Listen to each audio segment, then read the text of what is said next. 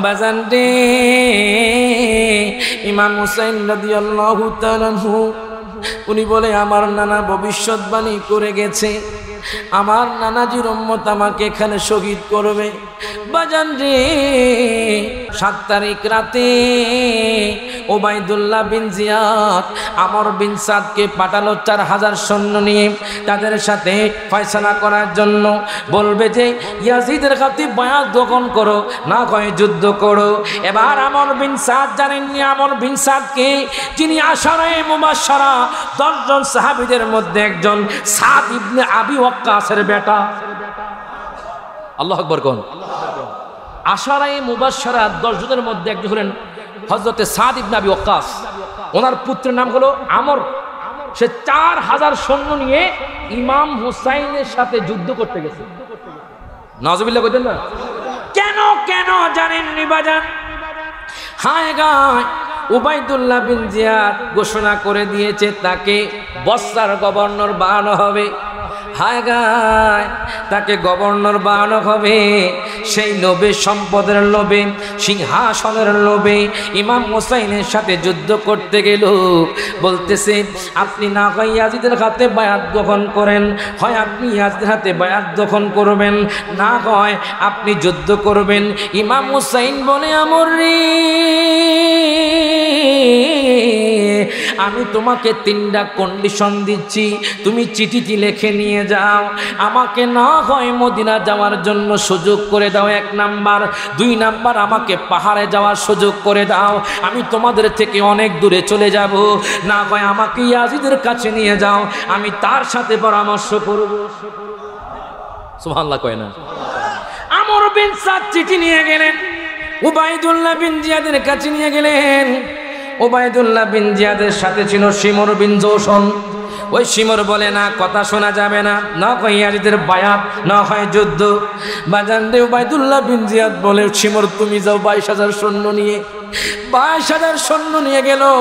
আর বলতেছি ওই যে পুরাত নদীর পার আছে, তোমরা পুরাত নদীর পার ঘেরাও করে ফেলো, পশু পাখি পানি খাবে, তোমরা পানি খাবা, কিন্তু নবীর আওলাদকে পানি দিবে না।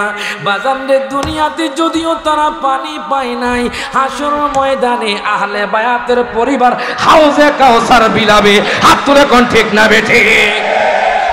মুহরমের 10 তারিখে কি গটাইলেন রব্বানা, হায়রে কি গটাইলেন রব্বানা, কলিজা ফাটিয়া যায় গো শুনিলে সে ঘটনা। আল্লাহ আল্লাহ আল্লাহ। মুহরমের 10 তারিখে কি গটাইলেন রব্বানা, হায়রে কি গটাইলেন রব্বানা, কলিজা ফাটিয়া যায় গো শুনিলে সে ঘটনা। আল্লাহুম্মা সাল্লি মাওলানা মুহাম্মদ আলা লি সাইয়্যিদিনা তু জিন্দা হে ওয়াল্লাহ, তো জিন্দা হে ওয়াল্লাহ, मेरे चश्मे आलम से छुपो जाने वाले। सुबहानाल्लाह। আলা হযরত বলেন যে আমার নবী তো জিন্দা, আমার নবীজি আমাদের চোখের আড়ালে আছে। মারহাবা কোন। তু জিন্দা গে ওয়াল্লাহ, তু জিন্দা গে ওয়াল্লাহ, मेरे चश्मे आलम से छुपो जाने वाले। अल्लाहुम्मा सल्ले मोहब्बते मौलाना मुहम्मद अला आले सय्यिदिना माओ ला इलाहा इल्लाल्लाह, सबाई ला इलाहा ইল্লাল্লাহ পড়ুন লা ইলাহা ইল্লাল্লাহ বহুদূরে মদিনা আমরা কেমনে যাব জানি না দয়াল আল্লাহ দয়া করো সবাই দয়া মারহাবা নসিব কর মদিনা লা ইলাহা ইল্লাল্লাহ সবাই লা ইলাহা ইল্লাল্লাহ সাদ্দাত জান্নাত বানাইলো মনের মতো সাজাইলো একটি কদম রাখার পরে আল্লাহ একটি জবান খুলে আল্লাহ আজরাইলকে পাঠাইলো লা ইলাহা ইল্লাল্লাহ সবাই লা ইলাহা ইল্লাল্লাহ লা ইলাহা ইল্লাল্লাহ সুবহানাল্লাহ ওয়ালহামদুলিল্লাহ লা ইলাহা ইল্লাল্লাহ পড়ুন সুবহানাল্লাহ ওয়ালহামদুলিল্লাহ লা ইলাহা লা ইলাহা ইল্লাল্লাহ মুহাম্মাদুর রাসূলুল্লাহ সাল্লাল্লাহু আলাইহি ওয়াসাল্লাম। কি তো মাইক অপারেটর ভাই কি হইছে? আচ্ছা কারা দাইছে মাইক নিয়ে কিছু করবেন না রাজা।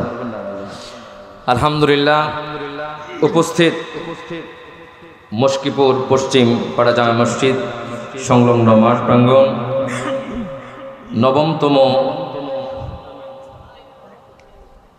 নবমতম ওয়াজ ও দোয়ার মাহফিলের আজকের যিনি সভাপতিত্ব করবেন, বিশেষ করে অলিতলা লতিফিয়া দরবার শরীফের সম্মানিত পীর সাহেব কাবলা পীরের তরিকত হাদি দিন মিল্লাত আলহাদ হযরত আল্লাহ মুফতি অধ্যাপক কাজী মোহাম্মদ গোলাম মহিউদ্দিন লতিফি আল কাদরি পীর সাহেব বারাকাল্লাহু ফি হায়াতিহি ওয়া আমিন। যার সাথে আমার আব্বা হুজুরের গভীর সম্পর্ক। আমার আব্বা হুজুর তো আপনারা ছিলেন, নুরুল ইসলাম জিহাদি, অলিতলা দরবার শরীফে অনেকবার গিয়েছে। মারহাবা কোন। আলহামদুলিল্লাহ আজকে যিনি প্রধান বক্তা, আসলে রাস্তার দেশের প্রতিকূল অবস্থার কারণে উনি আজকের এই মাহফিলে আসতে অক্ষম।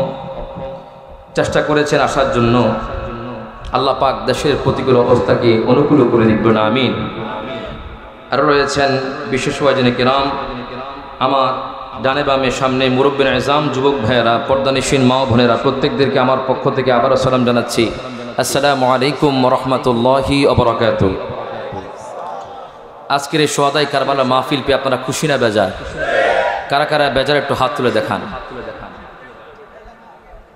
বুঝলাম না, কয়েকজন যুবকও উঠাইছে, বোঝা গেছে যুবকরাও বোঝে নাই নাকি? বর্তমান যুবকরা কিন্তু খুব বিচক্ষণ। কথা কন যুবকরা খুব বিচক্ষণ। আলহামদুলিল্লাহ যারাই আসছেন প্রত্যেকেই ইমাম হুসাইনের প্রেমিক, আহলে বায়াতের প্রেমিক, অলির প্রেমিক। কথা কন ঠিক কিনা? ইনশাল্লাহ আমি আজকে আলোচনা করব কারবালার ধারাবাহিক। আপনারা তো অনেক শুনেছেন কারবালা আলোচনা, ধারাবাহিক একটা আলোচনা আছে, অনেকে নামও বলে না। ইনশাআল্লাহ যদি আল্লাহ আমাকে রহম করেন, দয়াল নবীজির নজর হয়, আউলিয়া কেরাম নজর হয়, দুই একটা কথা বলবো। আপনাকে শুনতে রাজি আছেন? সবাই কি থাকবেন না চলে যাবে? কারা কারা থাকবেন না একটু হাত তুলেন। কয়েকজন উঠাইছে। আর কারা কারা থাকবেন একটু হাত তুলে দেখান। নারে তাকবীর, নারে রিসালাত, নারে গাউসিয়া, আহলে সুন্নাত ওয়াল জামাত, শুহাদায়ে কারবালা। দুরূদ শরীফ পড়ি। আল্লাহুম্মা সাল্লি মাওলানা মুহাম্মদ ওয়া আলা আলি সাইয়্যিদিনা আমার বাবারা, ভাইয়েরা, বন্ধুরা একটু জবানটা খুলে বলেন, আমরা নবীর জন্য জান দিতে প্রস্তুত আছি না নাই? কেমন নবী, যেই নবীর জন্য স্বয়ং আল্লাহ পাগল। এখন প্রশ্ন করবেন রায়খান হুজুর, আল্লাহ নবীর পাগল হলে নবী কার পাগল? আমার মায়ার নবী রহমাতুল লিল আলামিন নবী বলেন, মান আহাব্বাল হাসানা ওয়াল হুসাইনা ফাকাদ আহাব্বানি। যে ব্যক্তি দয়াল নবীকে ভালোবাসতে চায় সে যেন ইমাম হাসান হোসেনকে ভালোবাসে। মারহাবা পড়েন। একটু গভীর মনোযোগ লাগবে, মহাব্বত লাগবে। আমার আলোচনা শোনার জন্য আসছেন ঠিক আছে, কিন্তু আপনারা এই শিক্ষা নিতে হবে। কারবালার ময়দানে কি শিক্ষা দিয়ে গেছেন ইমাম হোসেন, আহলে বায়াতরা কি শিক্ষা দিয়ে গেছেন জানেননি বাজান? ওলিউল্লাহ আশিকি হুজুরের পুরাণ কণ্ঠ, মারহাবা কোন ভাই তো আমার নতুন কণ্ঠে আলোচনা করেছে, এই জন্য আমি পুরাণ কণ্ঠ ধরলাম। মারহাবা বলেন। যারা আগের বৃদ্ধরা আছেন তারা শুনেছেন, ঠিক কিনা কোন বাজান রে? আমার মায়ার নবী রহমাতুল লিল আলামিন নবী হাদিসে মুবারাকার মধ্যে ঘোষণা করে দেন, মান আহাব্বাল হাসানা ওয়াল হুসাইনা ফাকাদ আহাব্বানি। যেই ব্যক্তি ইমাম হাসান হুসাইনকে ভালোবাসলো সে মূলত আমি নবীকে ভালোবাসলো। ওয়ামান আবগাদানি ফাকাদ ওমান আবগাদাহুমা ফাকাদ আবগাদানি। যেই ব্যক্তি ইমাম হাসান হোসেনের সাথে শত্রুতা পোষণ করলো সেই ব্যক্তি মূলত আমি নবীর সাথে শত্রুতা পোষণ করলো। এখন আমি বড়ুয়ার মানুষদেরকে জিজ্ঞেস করতে চাই, মস্কিপুরের মানুষদেরকে জিজ্ঞেস করতে চাই, আমরা যদিও বা সোহাদায়ে কারবালার মাহফিলে উপস্থিত হতে, আমরা যদিও বা সোহাদায়ে কারবালার ময়দানে উপস্থিত হতে পারে নাই, এখন যদি ইমাম হোসেনের জন্য আবার যুদ্ধ করার জন্য আহ্বান করা হয়, আমি বড়ুয়ার মানুষদেরকে জিজ্ঞেস করতে চাই, আমরা কি আমাদের এই জান ইমাম হোসেনের জন্য প্রস্তুত আছি না?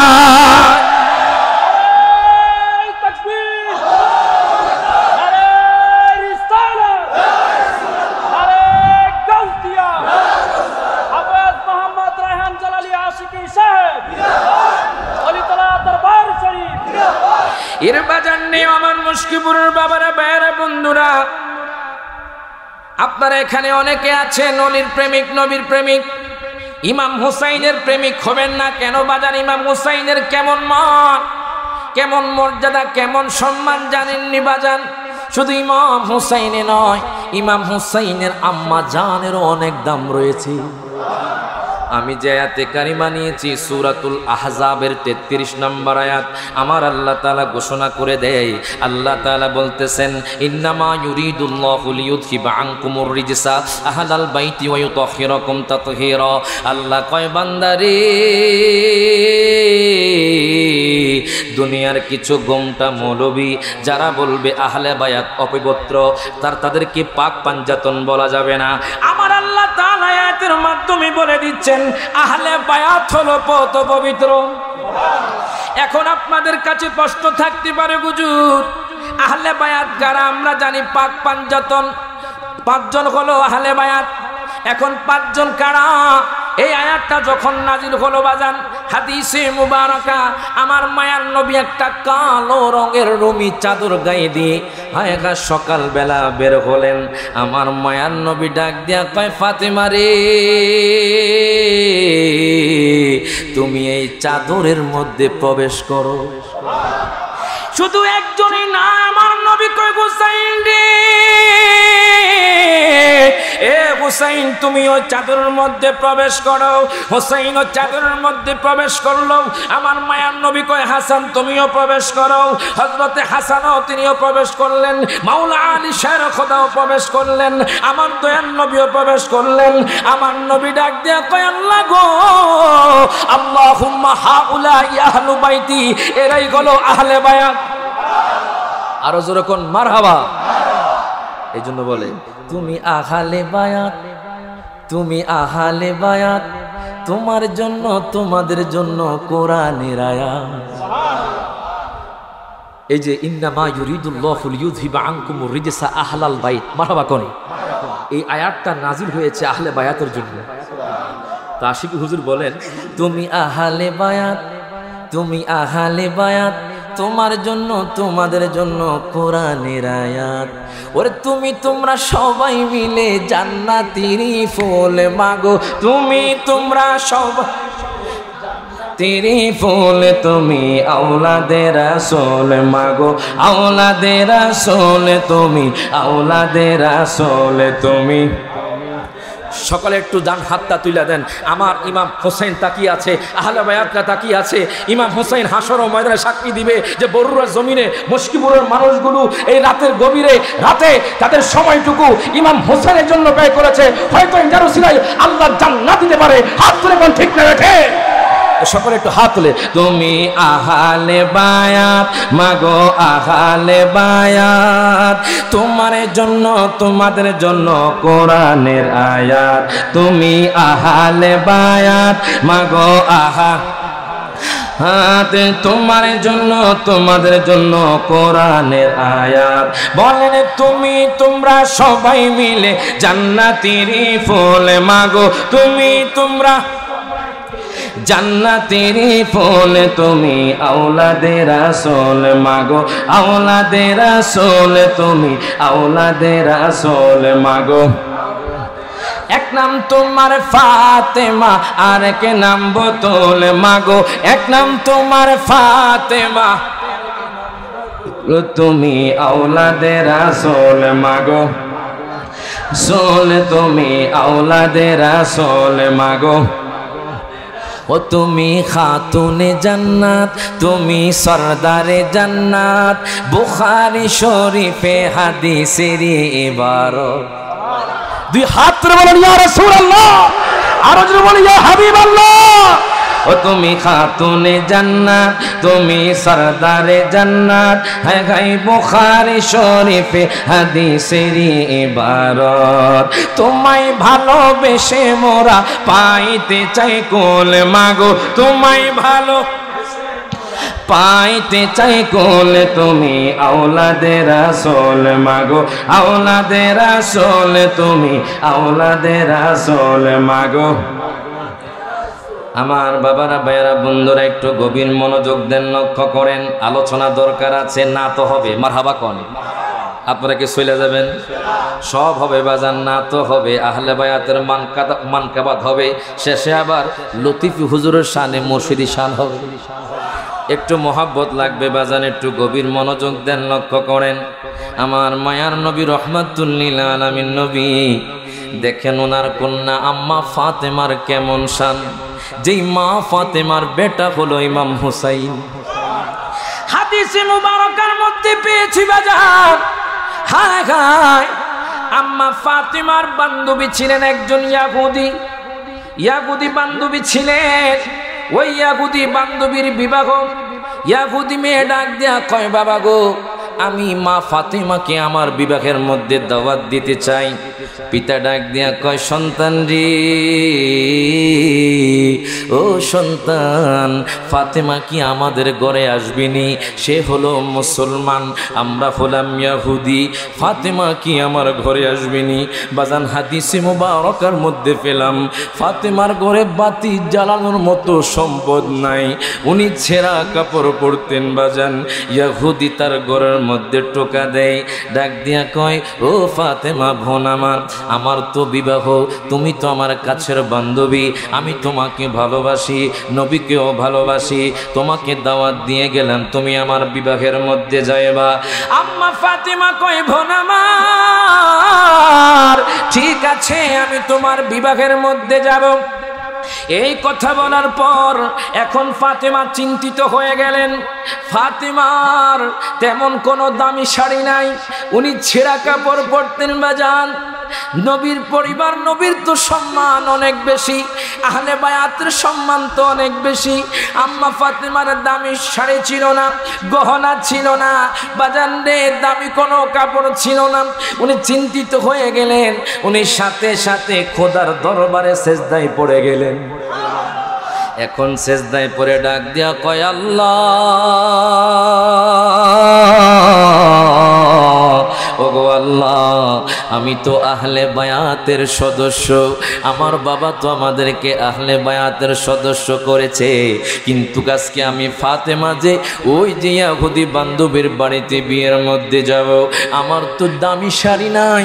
দুনিয়ার সম্ভ্রান্ত মহিলারা, আরবের সম্ভ্রান্ত মহিলারা তার বিবাহের মধ্যে দামি শাড়ি পরবে, আমি তো আহলে বায়াতের সদস্য, আমার তো কোনো দামি শাড়ি নাই। ওগো আল্লাহ, আমার সম্মান আমি কিভাবে রক্ষা করব? আল্লাহ কয়, জিবরাইল,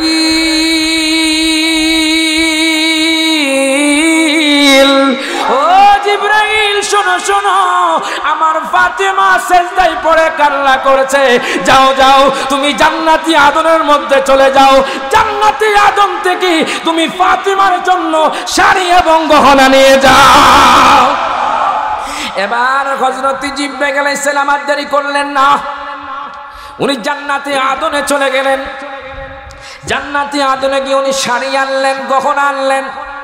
হায় গায়, কত সুন্দর শাড়ি! জান্নাতি শাড়ির সাথে তো দুনিয়ার শাড়ির সাথে মিলবে না।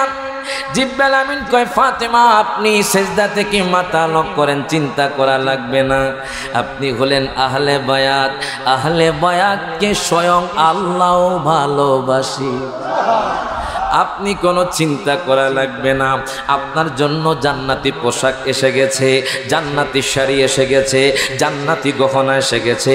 হযরতে আম্মা ফাতেমা শুকরিয়া করতে লাগলেন, উনি গহনা পরলেন, শাড়ি পরলেন, এবার বিবাহের মধ্যে চলে গেলেন। ইহুদি বোন তো তাকিয়ে আছি, ও ফাতেমা রে, আমি কতদিন দেখেছি তোমার গায়ে একটা ভালো জামা দেখি নাই, এখন দেখি এত সুন্দর শাড়ি পরেছো ফাতেমা। দুনিয়ার সম্ভ্রান্ত মহিলারা এখানে এসেছে, আরবের সম্ভ্রান্ত মহিলারা এখানে এসেছে, সবাই আম্মা ফাতেমার দিকে তাকিয়ে আছে। আম্মা ফাতেমার চেহারা থেকে নূর বের হচ্ছে, আম্মা ফাতেমার চেহারা থেকে নূর বের হচ্ছে। এবার আরবের মহিলারা ডাক দিয়া কয়, ফাতেমা রে, আপনি এত দামি শাড়ি কোত্থেকে আনলেন? আমরা আরবের সম্ভ্রান্ত মহিলারা আছি, কত খুঁজেছি, এত সুন্দর শাড়ি পাই না, এত সুন্দর গহনা পাই না। ও ফাতেমা, আপনি কোত্থেকে শাড়ি আনলেন, গহনা আনলেন? মা ফাতেমা চোখের পানি ছেড়ে দিলেন। উনি ডাক দিয়া কই, বোন গো, জানেননি আমার শাড়ি দুনিয়াবি শাড়ি না, আমার শাড়ি স্বয়ং আল্লাহ আমাকে পাঠিয়েছে। যে আল্লাহর আমি ইবাদত করি, ওই আল্লাহ আমাকে জান্নাত থেকে শাড়ি পাঠিয়েছেন। এবার সমস্ত ইহুদিরা কয়, যে আল্লাহ আপনার জন্য শাড়ি পাঠাইছে, ওই আল্লাহর প্রতি আমরা ঈমান আনতে চাই। মারহাবা কয় না?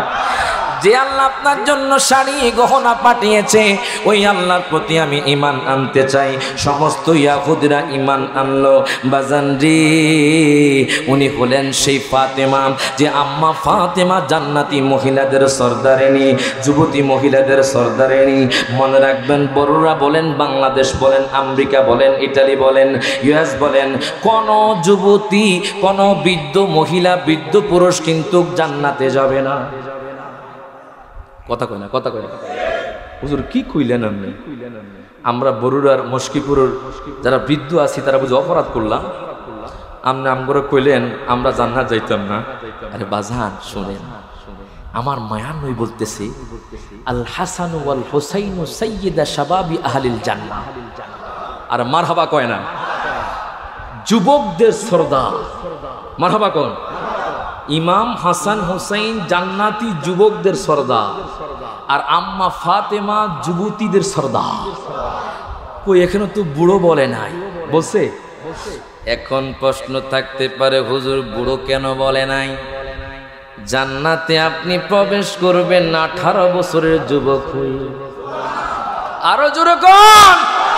যদি আহলে বায়াতের প্রেমিক হয়ে আপনি কবরে যান, আপনি যদি নবীর প্রেমিক হয়ে কবরে যান, আপনি 18 বছরের যুবক যুবতী হয়ে জান্নাতে প্রবেশ করবেন।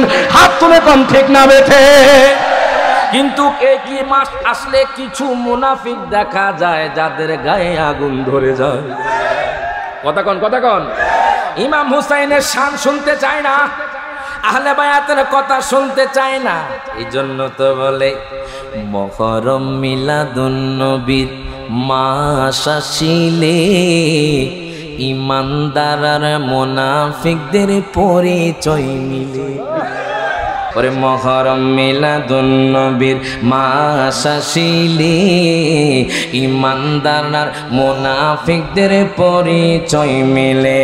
আজে আশেকেরা আশুরার মাহফিল সাজাইছে, আজে ইমানদাররা আশুরার যাইছে, আজি ইমানদারের কলিজাতে আঘাত লেগেছে, ঠিক কি না?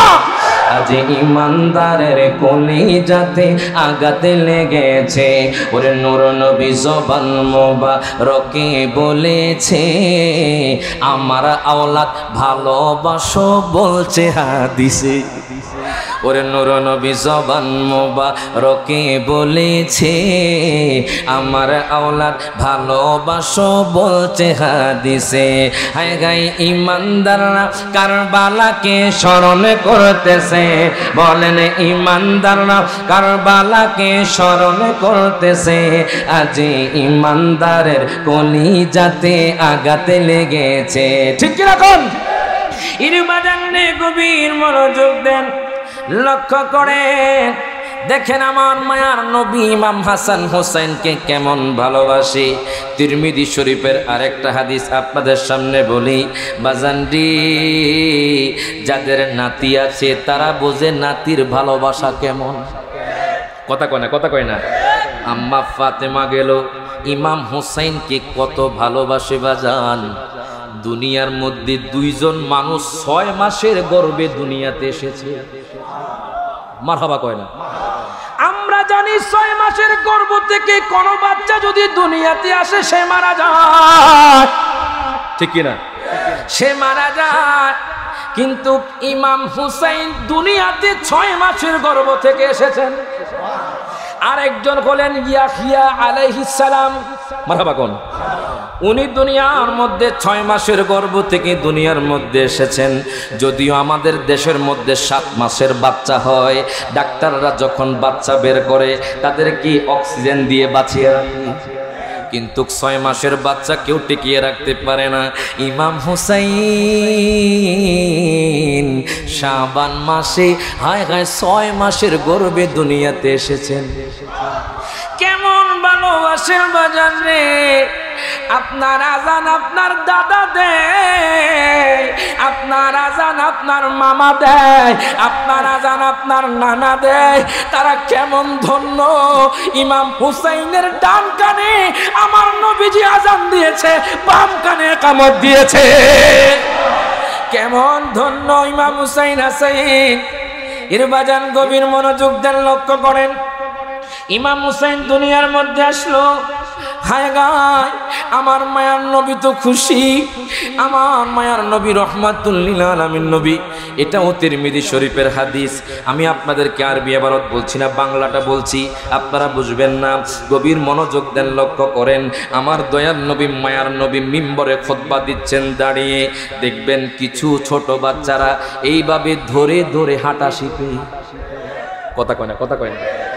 ইমাম হুসাইন রাদিয়াল্লাহু তাআলা আনহু আমার নবী যখন খুতবা দিচ্ছিলেন বাজার, নবীর খুতবা শুনে ইমাম হুসাইন কামরা থেকে বের হলেন। মসজিদে নববীর সাথে তাদের ঘর লাগা ছিল বাজান।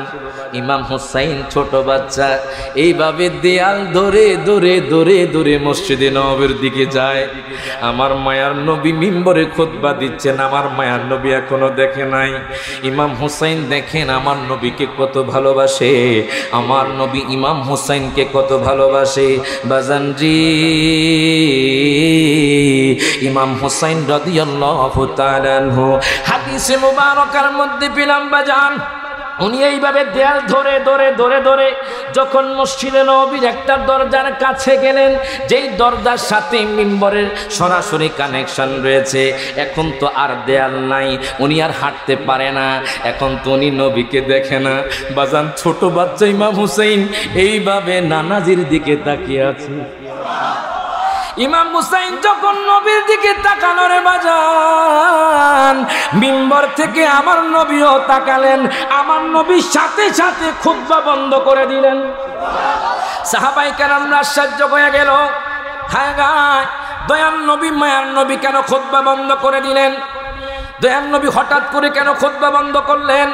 প্রথম কাতারে সিদ্দিক আকবর, ফারুক আজম, উসমান জিন নুরাইন, মাওলা আলী শাহ খোদা।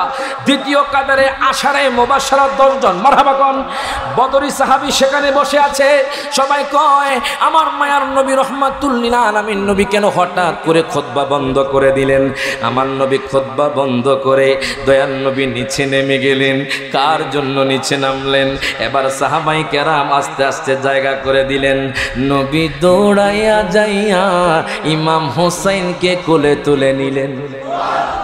সাহাবায়ে কেরামরা পিছনের দিকে ঘাড় ফেরালেন, দেখতেছি ইমাম হুসাইনকে কোলে তুলে আদর করতেছি। জানেননি ইমাম হুসাইনের মাথা থেকে পা পর্যন্ত আমার নবীজি চুম্বন রয়েছে। হাদিসের মধ্যে আমি পেয়েছি আসবাহু রাসূলুল্লাহি সাল্লাল্লাহু আলাইহি ওয়াসাল্লাম, ইমাম হুসাইনের মাথা থেকে বুক পর্যন্ত নবীর মতো ছিল।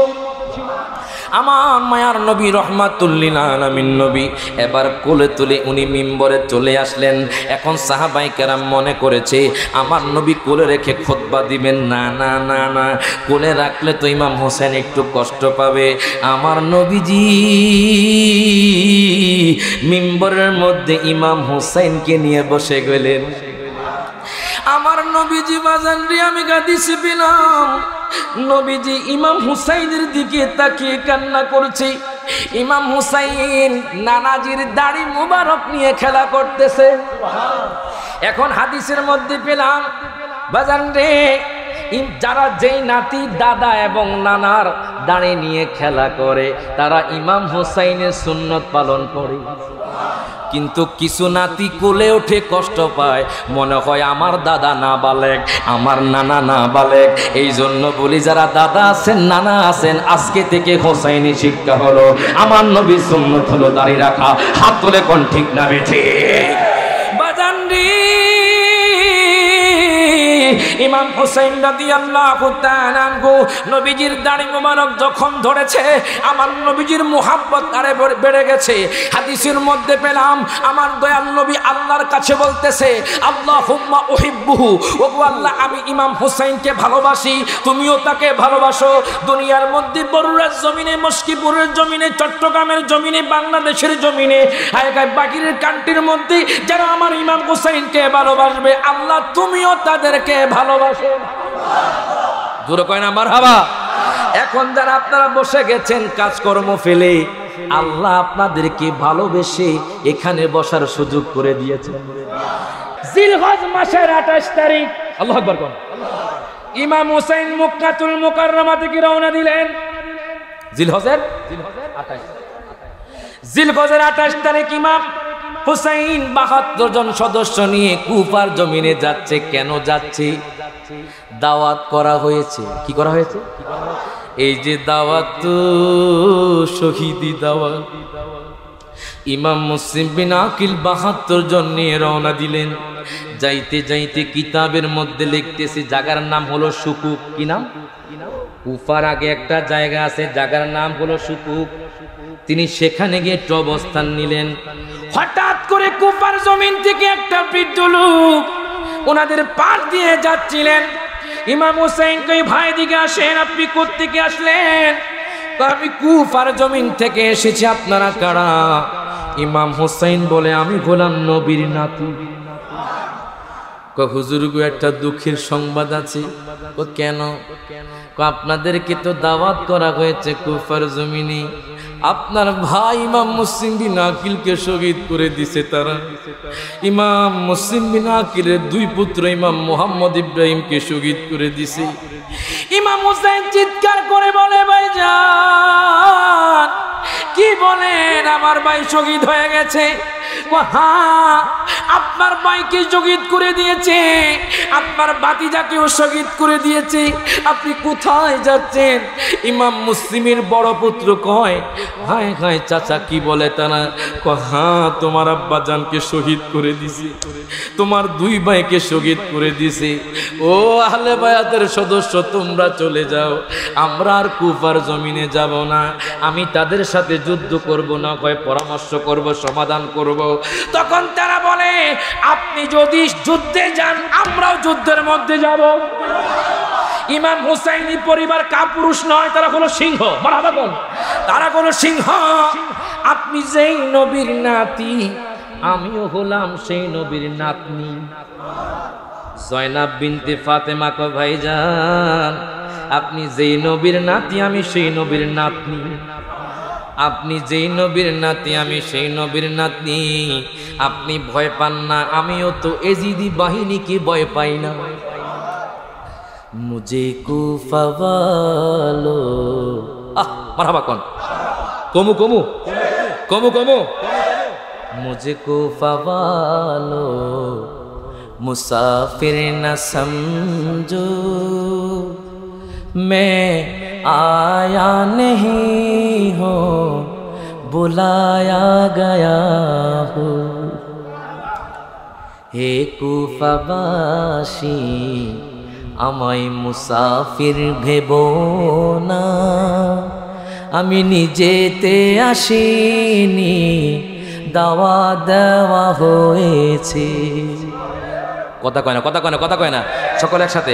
মুঝে কুফা, হাত তুলে, মুঝে কুফা ওয়ালো মুসাফির না সমঝো, मैं आया नहीं हो, बुलाया गया हो, कि मेहमान बना कर सताया गया हो, मैं रोया नहीं हो, रुलाया गया हो। ठीक की ना? खुदा जाने कैसी है ये मेज़बानी, बहातर प्यासों कहे बंदे पानी, मुकद्दर में है हो ज़े कौसर का पीना, मैं प्यासा नहीं हो, पिलाया गया वो। সকল হাত তুলে, मुझे कुफा वालो मुसाफिर न समझो, मैं आया नहीं हूँ, बुलाया गया हो। झुका था जो सरबा रेगाहे खुदा में, वही सर कलम हो गया करबला में। मरहबा कौन? शहादत की मंजिल को पाया है मैंने, मैं मुर्दा नहीं हो, जिलाया गया। हाथ तुले, मुझे कुफा वालो मुसाफिर न समझो, मैं आया नहीं हो, बुलाया गया हो। अल्लाह अकबर। ইমাম হুসাইন বাজান রে, ইমাম হুসাইন কয় চলো আমরা কুফার জমিনে যাব, আমার ভাইয়ের বিচার চাইবো। মারহাবা কোন? যদি বিচার না করে আমরা যুদ্ধ করব।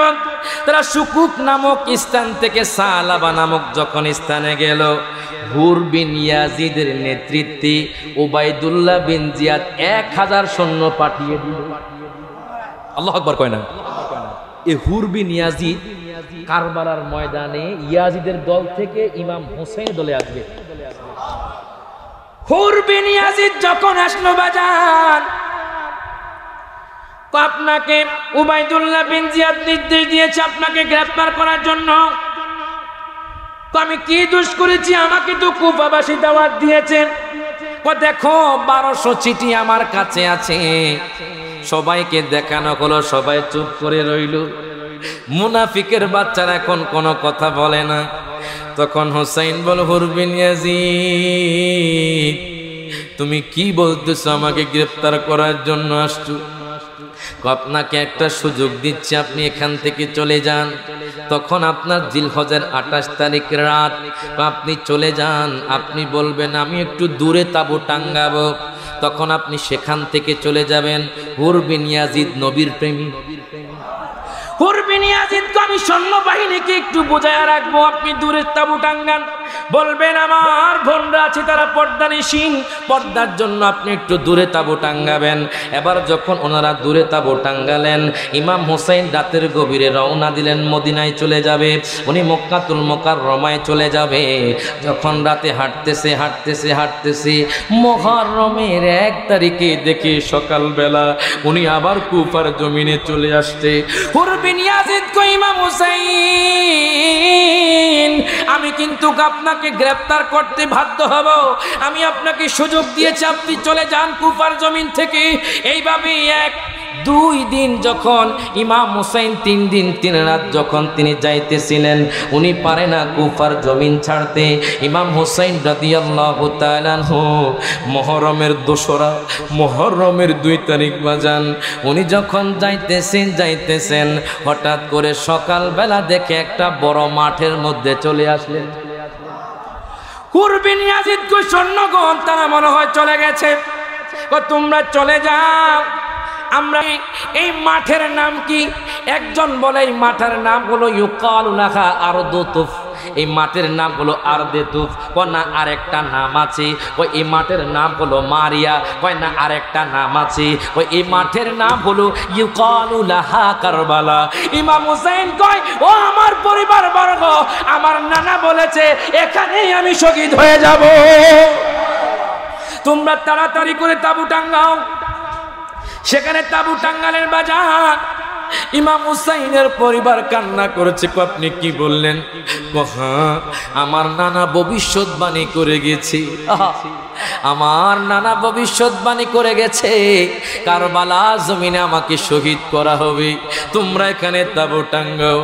হোসেন গোড়া কে হা কিয়া বলে চল্লা গোড়া বাহুর বলে রে, তখন গোড়া জবান খুলে যায়।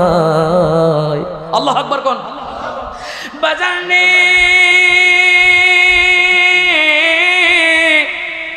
গোড়ার জবান খুলে গেল, হুসাইন আর সামনে যাওয়া যাবে না। বাজান রে, ইমাম হুসাইন রাদিয়াল্লাহু তাআলা আনহু উনি বলে আমার নানা ভবিষ্যৎবাণী করে গেছে, আমার নানাজির উম্মত আমাকে এখানে শহীদ করবে।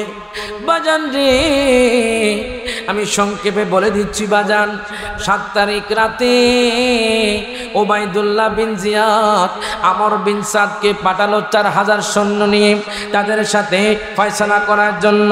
বলবে যে ইয়াজিদের খাতিব বায়াত গ্রহণ করো, না কয় যুদ্ধ করো।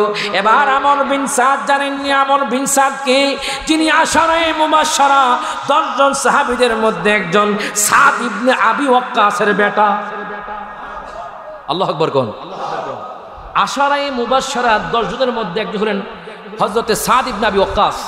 ওনার পুত্রের নাম হলো আমর। সে 4000 সৈন্য নিয়ে ইমাম হুসাইনের সাথে যুদ্ধ করতে গেছে। নাউজুবিল্লাহ কইতেন না? কেন কেন জানেননি বাজান? হায় গায় উবাইদুল্লাহ বিন জিয়াদ ঘোষণা করে দিয়েছে তাকে বসরার গভর্নর বানানো হবে। হায় গায় তাকে গভর্নর বানানো হবে। সেই লোভে, সম্পদের লোভে, সিংহাসনের লোভে ইমাম হুসাইনের সাথে যুদ্ধ করতে গেল। বলতেছে আপনি না হয় ইয়াজিদের হাতে বায়াত গ্রহণ করেন, হয় আপনি ইয়াজিদের হাতে বায়াত গ্রহণ করবেন, না হয় আপনি যুদ্ধ করবেন। ইমাম হুসাইন বলে আমর রে, আমি তোমাকে 3টা কন্ডিশন দিচ্ছি, তুমি চিঠিটি লিখে নিয়ে যাও।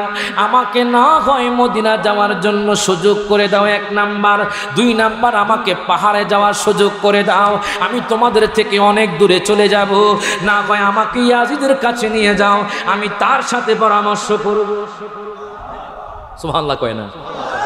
আমর বিন সাদ চিঠি নিয়ে গেলেন, উবাইদুল্লাহ বিন জিয়াদের কাছে নিয়ে গেলেন। উবাইদুল্লাহ বিন জিয়াদের সাথে ছিল শিমর বিন জৌশন। ওই শিমর বলে না, কথা শোনা যাবে না, না হয় ইয়াজিদের বায়াত, না হয় যুদ্ধ। বাজান রে, উবাইদুল্লাহ বিন জিয়াদ বলে, শিমর তুমি যাও 22,000 সৈন্য নিয়ে। 22,000 সৈন্য নিয়ে গেল। আর বলতেছি, ওই যে পুরাত নদীর পার আছে, তোমরা পুরাত নদীর পার ঘেরাও করে ফেলো, পশু পাখি পানি খাবে, তোমরা পানি খাবা, কিন্তু নবীর আওলাদকে পানি দিবে না। বাজান রে, দুনিয়াতে যদিও তারা পানি পায় নাই, হাসর ময়দানে আহলে বায়াতের পরিবার হাউজে কাউসার বিলাবে। হাত তুলে কোন ঠিক না বেঠে? তারা হাসর ময়দানে হাউজে কাউসার নিয়ে বসে থাকবে। মারহাবা কোন? এবার আমি সংক্ষেপে বলছি বাজান, ফোরাত নদীর পার ঘেরাও করে ফেললো 4,000 সৈন্য। 8, 9, 10 মুহররমের 8, 3 দিন 3 রাত ওনারা আপনার কিছুই খান নাই, পানি পান করেন নাই, 3 দিন রোজা ছিলেন। সুবহানাল্লাহ কোনে? 3 দিন রোজা ছিলেন। 9 তারিখ বিকালে তারা যুদ্ধের বাজনা বাজিয়ে দিল। জাইনাব বিনতে ফাতেমা কয়, ও ভাই বাইরে, যুদ্ধের বাজনা তো বাজিয়ে দিল, মনে হয় তারা যুদ্ধ করবে। ইমাম হুসাইন রাদিয়াল্লাহু তাআলা আনহু, হযরত আব্বাস রাদিয়াল্লাহু তাআলা আনহুকে নিয়ে আরো কতজন সদস্যকে নিয়ে তিনি সেখানে গেলেন। ডাক দিয়া কয়, ইয়াজিদ বাহিনী ও আমার নানাজির উম্মত, আজকের রাতে আমাকে একটু সুযোগ দাও, আমি কালকে তোমাদের সাথে যুদ্ধ করব। ঠিক আছে। এবার ইমাম হুসাইন রাদিয়াল্লাহু তাআলা আনহু উনি কি করলেন, তাঁবুর মধ্যে আসার পর একটা ভাষণ দিলেন, বক্তব্য দিলেন, ও আমার পরিবারবর্গ, আপনারা এখান থেকে চলে যান, আপনারা চলে যান, আপনাদের সাথে ইয়াজিদের কোনো শত্রুতা নাই, আমার সাথে শত্রুতা। হযরত আব্বাস বলে, ও আলিয়ে মকাম, ও ইমাম হুসাইন, শুনেন, আমরা কাপুরুষ না, আমরা হলাম দয়াল নবীর প্রেমিক, আপনার সাথে আমরা যুদ্ধের ময়দানে অংশগ্রহণ করব।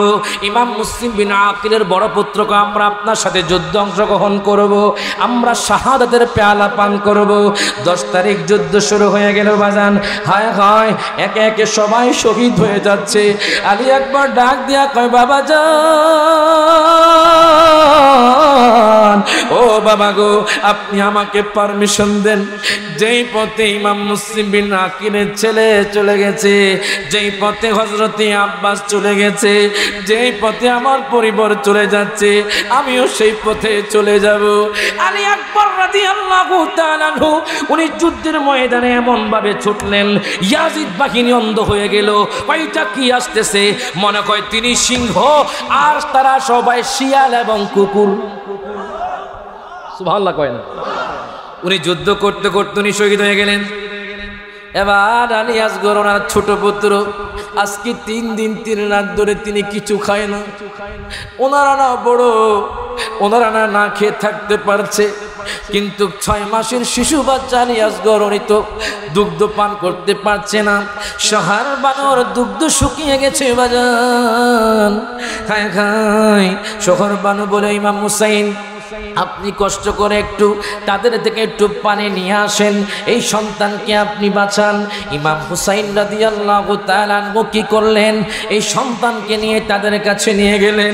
ডাক দিয়া কয়, ও আমার নানাজির উম্মত, শোনো, তোমরা যেই ব্যক্তি আমি আলী আসগরের, আমার এই পুত্র আলী আসগরকে একটু পানি দিবা, আমি তোমাদের সাথে ওয়াদা করলাম, হাসর ময়দানে আমি তোমাদেরকে হাউজে কাউসার পান করাবো। আল্লাহু আকবার কোন? আয় হায়, কিতাবের মধ্যে লিখছে, হঠাৎ করে পিছন থেকে একটা সৈন্য তীর নিক্ষেপ করল। আলী আসগরের গলা বিদ্ধ হয়ে গেল, ইমাম হুসাইনের বাহু পর্যন্ত পৌঁছে গেল। উনি তাকিয়ে আছেন, তোমরা কি করলা? আমার আলী আসগর কি দোষ করেছে? আমার আলী আসগর কি দোষ করেছে? 6 মাসের বাচ্চা, তাকে পানি দাও নাই, ঠিক আছে, কেন তোমরা তীর নিক্ষেপ করলা? ইমাম হুসাইন রাদিয়াল্লাহু তাআলা আনহু এই শিশুকে নিয়ে দাঁড়িয়ে বলছে, আল্লাহ গো, আল্লাহ, এই ইয়াজিদ বাহিনী আমার পুত্র, ছোট পুত্র 6 মাসের বাচ্চাকেও ছাড়ে নাই।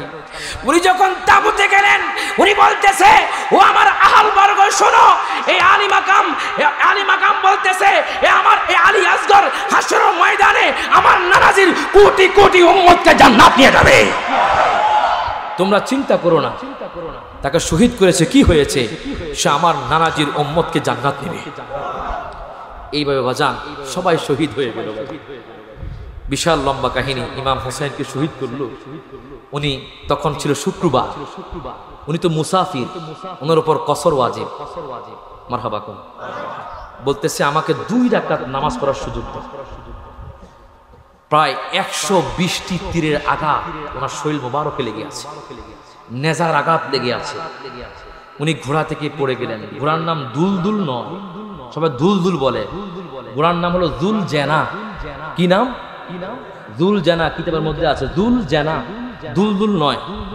তখন ওই ঘোড়াও তো পড়ে গেল। ইমাম হোসেন বলে আমাকে 2 রাকাত নামাজের সুযোগ দাও।